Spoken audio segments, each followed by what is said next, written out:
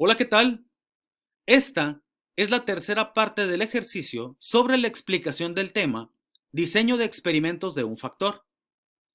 En el video anterior, realizamos los cálculos necesarios para las primeras dos columnas de la tabla ANOVA, por lo que en este video completaremos el llenado de la tabla y haremos las conclusiones del caso que estamos analizando.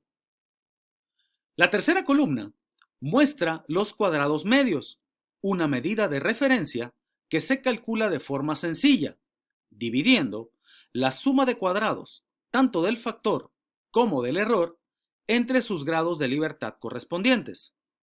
Por ejemplo, para el valor del cuadrado medio del factor, dividiremos su suma de cuadrados entre sus grados de libertad correspondientes.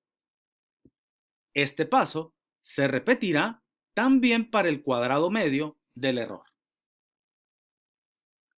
Los resultados de las operaciones realizadas se muestran en la tabla. Es importante mencionar que este cálculo no es necesario realizarlo para la fila de los totales, ya que en este ejercicio y para el cálculo del valor f, este valor no tiene relevancia.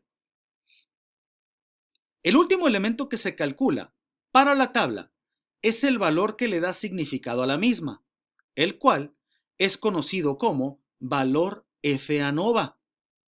Este valor se calcula únicamente para la fila del factor.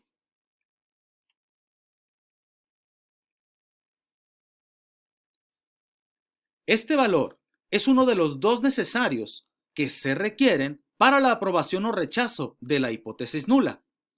Como podemos observar en la fórmula en pantalla, se calcula de una forma muy sencilla, dividiendo el cuadrado medio del factor entre el cuadrado medio del error.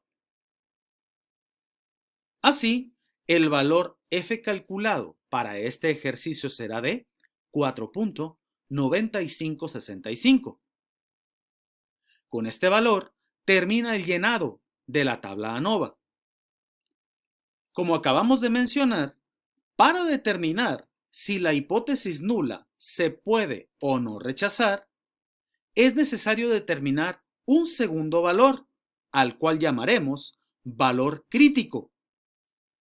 Ese valor crítico se podrá obtener directamente de la tabla F de Fisher correspondiente para el nivel de confianza o significancia dados en el problema.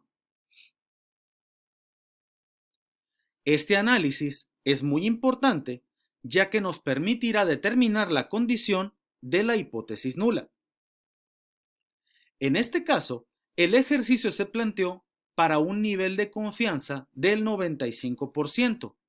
Por lo tanto, la tabla F de Fisher que seleccionaremos será aquella que nos brinde el nivel de significancia complementario, es decir, la tabla para 0.05 de significancia. Para realizar la selección de nuestro valor crítico, requerimos de dos parámetros. En la tabla F, esos parámetros son llamados B subíndice 1 y B subíndice 2. Ambos valores se podrán obtener de la tabla ANOVA que acabamos de llenar. El valor para B subíndice 1 será el valor de los grados de libertad del factor. Si observamos nuestra tabla ANOVA que acabamos de llenar, ese valor es de 2.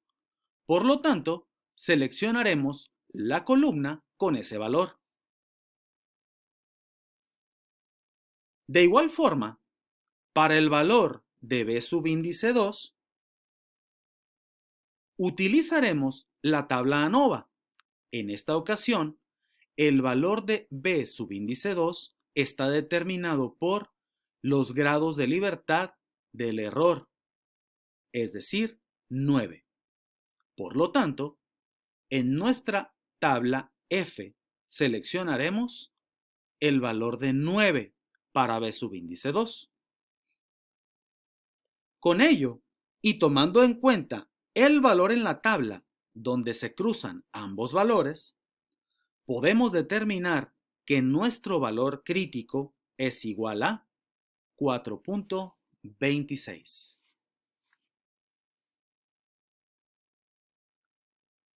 Como recordamos, necesitamos realizar la prueba de hipótesis planteada de forma inicial.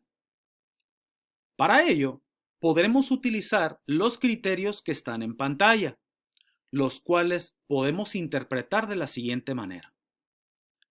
Si el valor crítico obtenido en la tabla es menor que el valor F ANOVA, se concluye que existe diferencia significativa entre las medias, por lo cual la hipótesis nula puede ser rechazada.